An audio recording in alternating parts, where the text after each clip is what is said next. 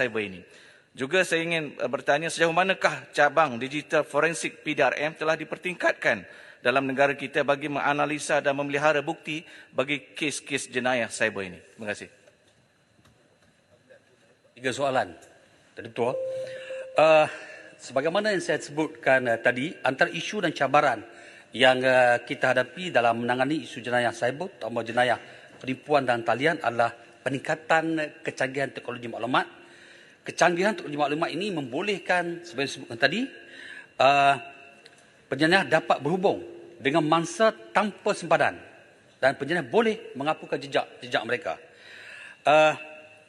Untuk maklumat juga menyentuh isu jenayah cyber ini, ia boleh dikategorikan kepada dua. Satu ialah apa yang dipanggil jenayah tradisional, yang kedua adalah jenayah dilakukan dalam talian. Jenayah tradisional inilah apabila teknologi diguna melalui suatu jenayah seperti penipuan dan talian, judi dan talian, penyebaran maklumat palsu talian. Kesalahan-kesalahan ini boleh dilakukan tanpa menggunakan teknologi. Namun kini perbuatan tersebut telah dilakukan dengan lebih luas melalui penggunaan teknologi maklumat.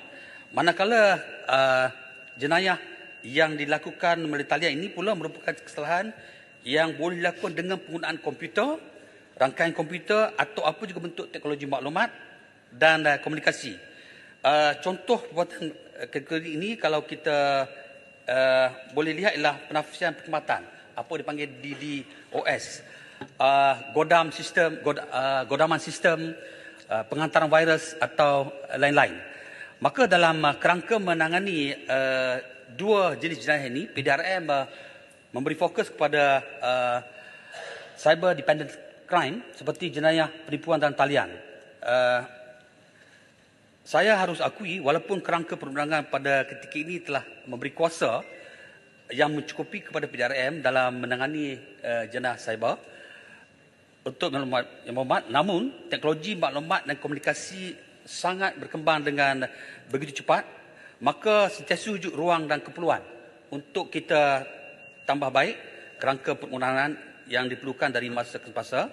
Dan buat masa ini pihak kementerian telah menerima beberapa cadangan daripada PDRM untuk melakukan pindaan Kanun Tata Cara Jenayah Akta 593 serta Kanun Kesiasaan Akta 574. Dan perkara ini sedang kita palusi dan perlu mendapat ulasan dan pandangan daripada pelbagai pihak, terutama Jabatan Peguam Negara.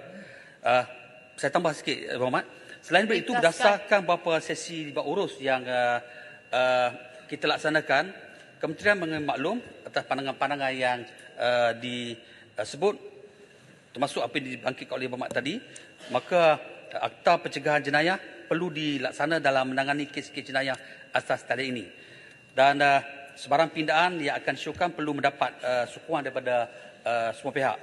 Selain daripada itu, yang Mak sebut tadi, bagaimana apakah pegawai PDRM dilengkapi dengan kemahiran teknikal terkini, tahap kepakaran dan pengetahuan di kalangan anggota penguatkuasa juga kita tingkatkan dari masa ke semasa.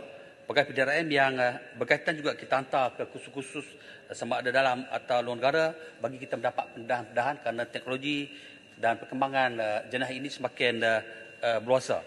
Dan kementerian juga sedar selaras dengan perkembangan tren jenayah atas talian semasa, kaedah penyiasatan juga kita semakin kompleks.